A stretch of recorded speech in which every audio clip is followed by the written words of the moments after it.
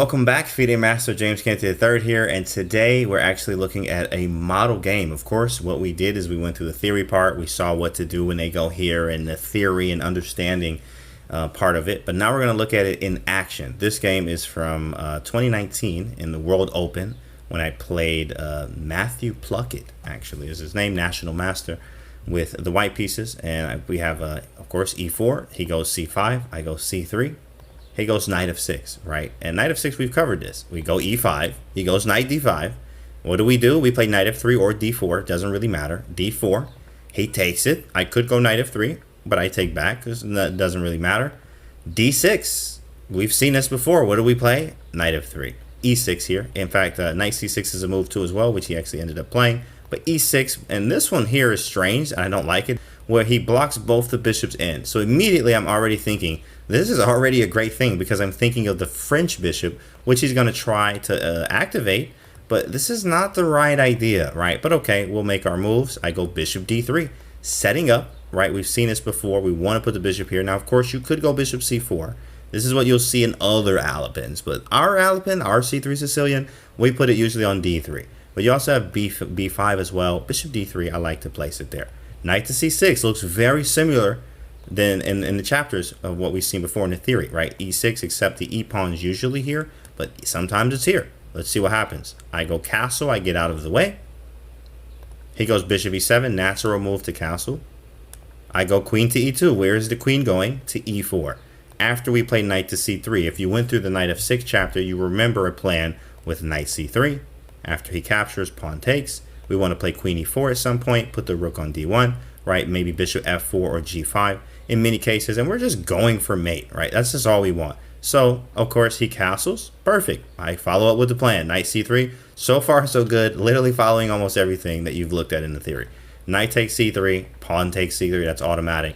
He takes to separate, and we've seen this exact position. Very close, right, guys? So it's like with the queen e4, rook d1, right? All of this we've seen before. Okay.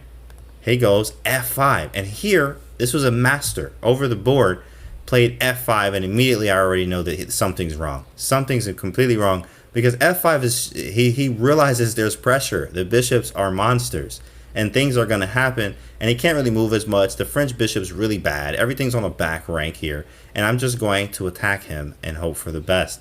So he goes f5 and lashes out here, understanding that, hey, this bishop needs to be blocked. So do you think we're going to keep this bishop blocked?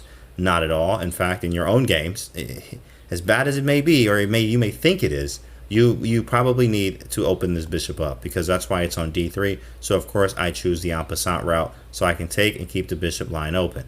He takes back with the bishop, which is attacking c3. And I go bishop to a3, which is a nice development move. My idea here was actually, okay, you know what? I know that this is weak. I may be able to get the queen to e4 at some point and really maybe even sacrifice on h7, but I don't want his king to be able to run far. And in fact, later on, this square was not available to him because this bishop was on this diagonal. I was also able to attack something. I'm a big fan of the tempo move. So bishop a3 attacks the rook with tempo, makes him do something. So he moves it away, right? He moves it away. Now I have more moves to make. I thought about queen e4. I thought about rook d1. But I knew that this was very weak and very loose, right? So what I played here was queen to c2. This is a different one than what you're used to. Queen e4 is what we're used to seeing and what we'll do all the time. And honestly, it's a great move.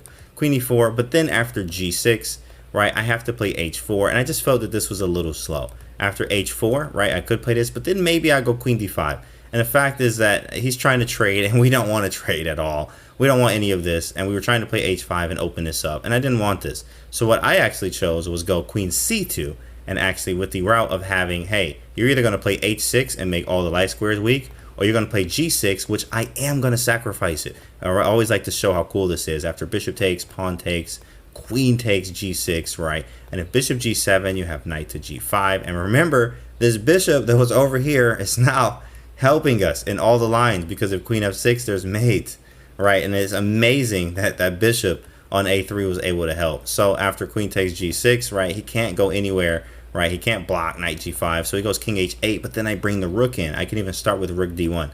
Rook d1, the bishop is cutting everything off. Look at this bishop line. Such a beautiful bishop. The rook is a monster. If the queen moves away, you hang the whole rook and the game. Oh, the bishop's hanging too. The queen is literally overloaded. Literally overloaded here. I'm attacking the queen. It's defending the rook. It's defending the bishop. There's too many things. And then bishop d7, at the very least, I could capture this.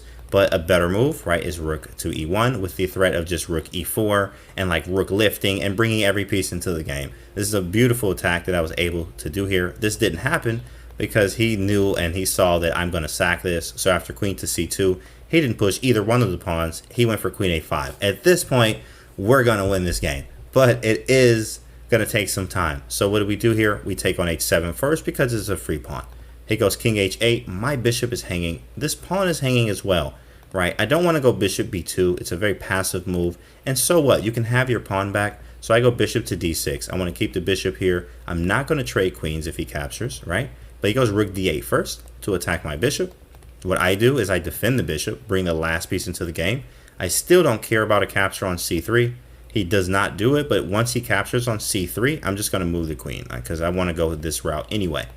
What happens is, though, I back the bishop up. I have time because my idea is this is not mate. These need to be reversed. How can I reverse the bishop and the queen? So I need to back the bishop up, get the queen involved, and somehow get the queen over to h5. But I also need to be watch out because I can't even get there yet. That's the idea. And of course, when you have plans and ideas, you try to execute them. So I back the bishop up to e4. Bishop d3 blocks this. That's why I chose the e4 square. And then after bishop e4, he finally takes it. Are we trading queens? Come on now. What do you think? Absolutely not. Queen to e2, and we're going to queen h5 is our idea. Bishop to e8. He says, none of that. Not today. But at the same time, it also stops. Oh, it also attacks the bishop here. And I mean, queen a5, I don't have to deal with this square. Bishop e8 is a very nice move. And actually, he also wants to play bishop h5 and try to pin this in many cases. But I was like, okay, if I can't do it with the queen, I'll do it with the rook. So I go bishop to b1. With the idea of if you go bishop h5, then maybe I'll go queen e4, right? I wanted to remove these. I wanted to actually switch these. So if this, we might see this, which is now very annoying. It's very annoying for him still. He has to deal with this. He's getting attacked left and right, back and forth, right? Bishop b1's nice. I like it. I also want to play rook to d3. Maybe get another piece in the game. Who knows? Who knows? Bishop f7, right? He's defending the pawn as well. And also, by the way, bishop e4 was also attacking. Bishop b1 was also attacking e6. So bishop to f7, he defends. Then I go rook to d3. Nice move here. Rook to d3. And now he goes queen a5. And I want you to pause the video here. Of course, if you're watching this and it's white to move here, tactical vision is definitely required. Hopefully you did puzzle rush today. It is white to move. What do you do? When you come back to the video, of course, hopefully you found knight e5. Wow, what a move. Sacrificing the material. Now after knight e5, you have to find the rest of the sequence here. And the goal here is I needed to block. I needed interference is what we call this here. Or even deflection in a way. But knight e5, no matter how you take this knight, my next move is going to be rook h3 check. Knight e5, and then in post-game analysis, he said, I thought that you were going for a perpetual. But we're not going for a perpetual here, guys. We're going for mate. So knight takes e5 was on the board. That's what he played. I go rook h3 check.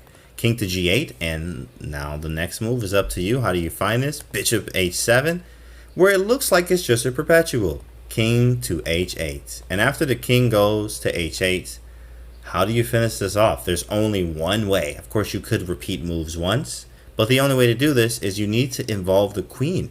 And you can't because the bishop. So you have to block the bishop line. And then it sets up. Now remember that bishop we talked about that we might cut him off and he can't run away? All because this weird bishop we put on a3 a long time ago is cutting off the escape square. So this beautiful tactic works. Rook h8, king takes, queen h5 check, and queen h7 checkmate. Thank you so much for watching, guys, and hopefully you enjoyed it. You can put